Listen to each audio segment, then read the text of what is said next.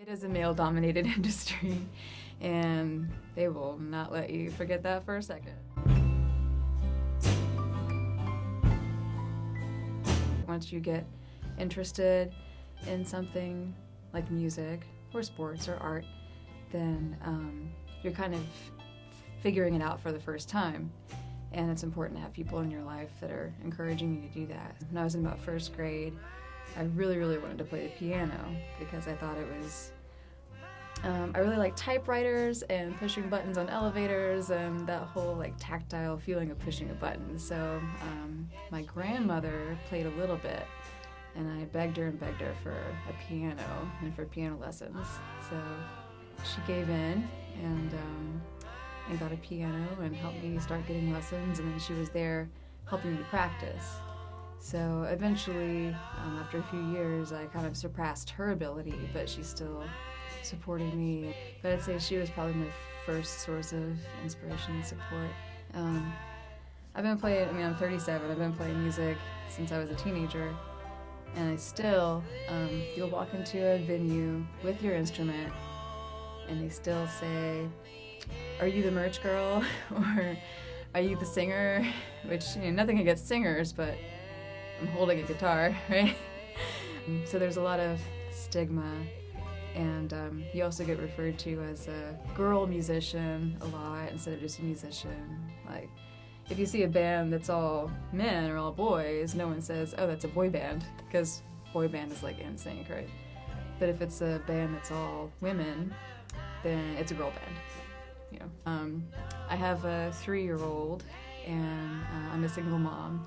It's really good, and it's helped me a lot feel way more comfortable with teaching. I used to be petrified of teaching because when you're an adult, you forget how you learned things when you were a kid. So it's helped me a lot in my teaching career. I started teaching preschool music after I had my kid. Being in lessons for that long and having such talented teachers actually made me steer away from the education track. When I went to college, I studied everything about music except for music education. I did everything I could to not study music education because I didn't think that I would have the ability to come close to with the teachers that I had. And I had to really force myself to try it when we had our first girls' rock camp in 2016. They kind of twisted my arm, and I said, "Okay, it's 1 week, I'll try it."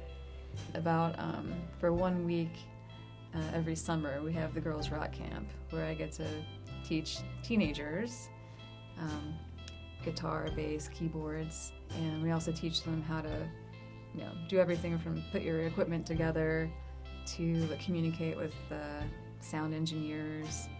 And it's kind of like a crash course in 1 week of how to just go out there and play music.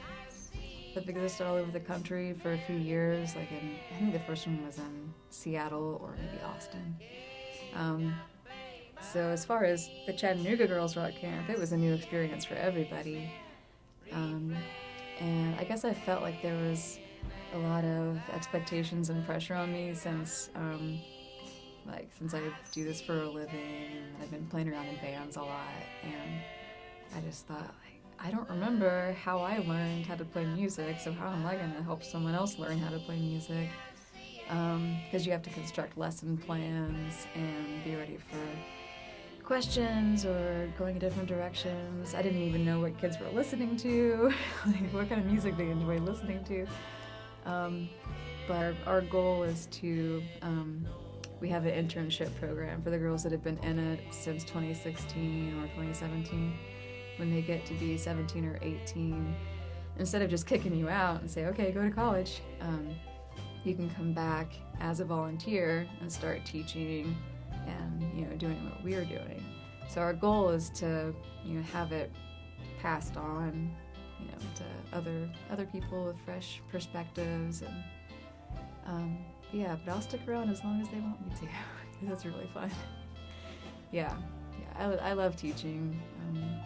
I wish I hadn't been so afraid of it before, but it's cool now. You don't have to be perfect to teach, it turns out. You just have to have a little bit of patience.